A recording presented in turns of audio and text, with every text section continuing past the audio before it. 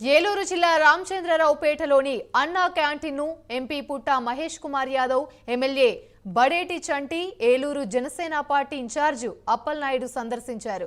సందర్శన అనంతరం అన్నా క్యాంటీన్లో టిఫిన్ చేశారు. పేదల రైతులు పట్ల కూటమి ప్రభుత్వం సానుకూలంగా ముందుకెళ్తుందని పుట్టా మహేష్ తెలిపారు. అన్నా క్యాంటీన్ల కోసం రాష్ట్ర బడ్జెట్లో 236 కోట్ల రూపాయలు కేటాయించామన్నారు.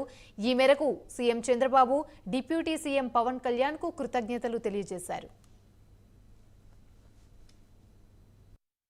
ఆ రోజు నందమూరి తారక రామారావు గారు ₹2 బియ్యం